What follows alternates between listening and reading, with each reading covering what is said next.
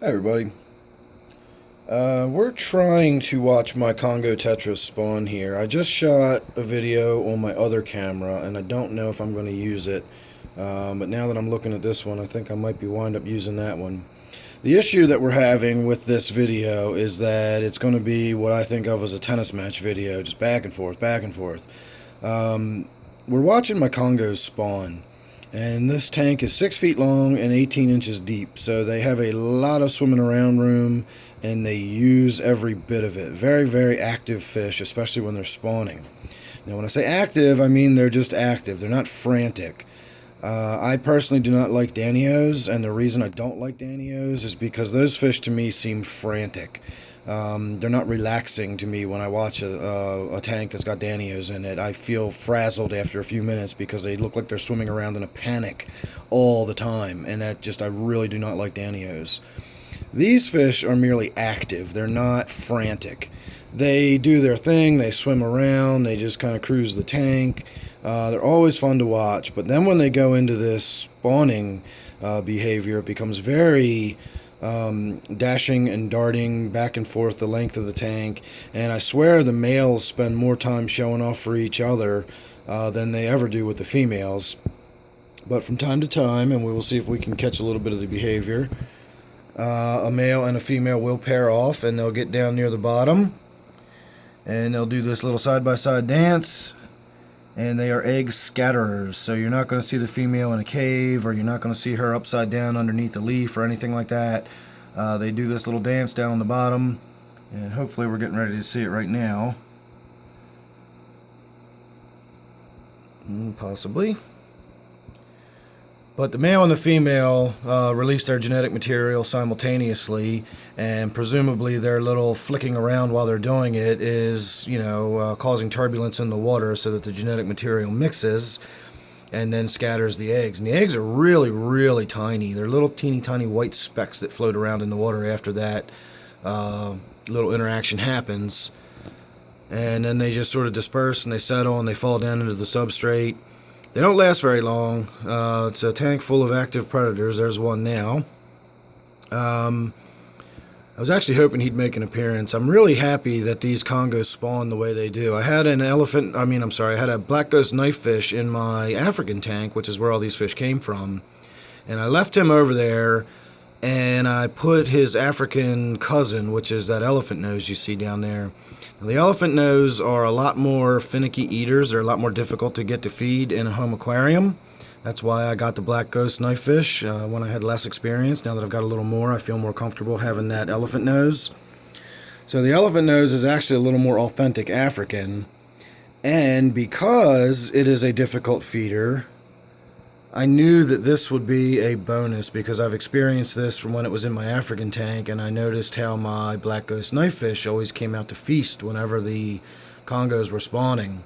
So even though I have trouble getting enough worms to him, I try to put brine shrimp in there. He seems to eat that, but so does everything else in the tank.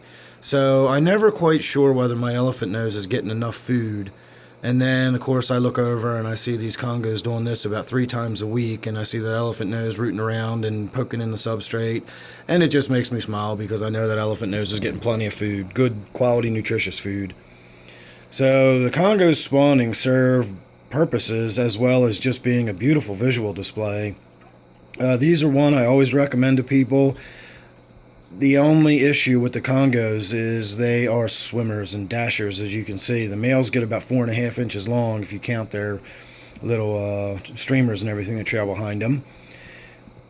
And they need room. They really do. They need to be in a group of probably at least 5. And this is one fish that I don't necessarily say you need to have a lot of females for each male. In fact, I'm waiting for my fish store to get more males in, and I'm getting 4 more males. So I will actually have 2 more males than females. I'm going to have, I think, 5 males or 6 males and 3 females. Something like that. I don't know what it is anymore. I got to wait till the fish store gets theirs in before I go down and get them.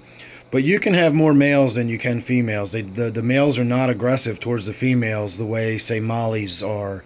or the way gouramis are, where you would need to have 2 or 3 females for every male, or else the male's attentions will actually wind up killing the female. These do not seem to be like that, and when they even go into spawning, I swear the males spend more time with each other than they do with the females. It's almost like the males, like, you know, show off and dance and do all that until they decide, okay, you win, and then he goes and picks a female, and they do their thing or something. So the females would not be in any danger, in my opinion, if you had, say, you know, 4 or 5 males in your tank and then a couple females. But you should mix them up, and you should have a small group of them at least, because they are schooling fish, and if you want to see this spawning behavior, which I, you know, definitely think you would want to see, you're going to have to get some females in with that mix. Now, the females are a lot drabber than the males in this case, but if that was a fish you saw in its own right without the males to compare it to, you'd actually probably think the females are a pretty fish as well. The only reason the females ever look drab, I'm really sorry about this back and forth, you don't really have a lot of choice with these fish. The only reason anybody would really think that the females are particularly drab fish is because you see them next to their male counterparts, which are just outstanding. I mean, they're just over the top gorgeous. I just, for as long as I've had these Congos, I still cannot get over the colors on these fish. They're amazing. And when they do this spawning behavior, again, probably twice, maybe 3 times a week, I swear their color gets even more vibrant. The dorsal fin and the anal fins tend to get a pink blush to them that they don't normally carry. And then, of course, when they start dashing and dancing and you see them together and you see this behavior, it just gets, it's spectacular. I love it. I could sit here all day and watch these. And fortunately, I pretty much can, because they do this all the time. This is not a twice-a-year event or anything like that. You don't have to have the conditions just right. This doesn't happen, you know, after you have that oddball power failure and the temperature in the tank drops 5 degrees overnight. You know, I've had fish spawn because of odd circumstances like that. You know, massive water change, and the next thing you know, they're in there spawning. Or, like I say, a power outage and the temperature drops, or you have an unusually long nighttime period, or something triggers them to spawn. The Congos are not, they're just continual spawners. They just spawn all the time. And there we go. I don't know if you noticed that or not, but we got a little bit of that behavior I was talking about, where the male and the female pair up, and then they go and actually deposit their eggs, or I should say deposit their genetic material and then scatter the eggs. And I just want to try to finish this video up with a little bit of a close-up look at the moment of release with the eggs and the dance I'm talking about, and I'm hoping we're going to get to see it now. That one female right there has definitely moved into position, and I'm just waiting for one of these males to line up side by side with her, and then we should get to see the little dance and then flick of the tail that scatters the eggs everywhere. Now, unfortunately, that clown loach has been in there rooting around in the substrate, and he's got all sorts of little bits of debris and everything kicked up, so it might be a little difficult to distinguish the actual eggs when they get released, because they're just little teeny tiny white things that get spread out and sort of disperse through the water a little bit and then sink to the bottom. So that was interesting. I've never seen a female line up like that. See, she's going right back in there again. Maybe she's just waiting for a male to join her. I don't know. Normally when a female puts herself in position like that, it's not long before a male is right there next to her, and they exchange genetic material, or mix their genetic material, I should say. There we go. That's exactly what I was talking about. You see all those little eggs just flick everywhere? It's a really, really fun fish to watch. I see this all the time. This is not a rare occurrence at all. I know I keep saying that, but it's just, it's so neat, and it's so pretty, and they're so vibrant and beautiful. And I just get to watch this all the time. It's just fantastic. I love my Congo Tetras. Normally I think of Tetras as sort of like wallpaper fish. You know, they're a splash of color, there's something to move around. But they're not feature fish in a tank. They're not the fish I look at.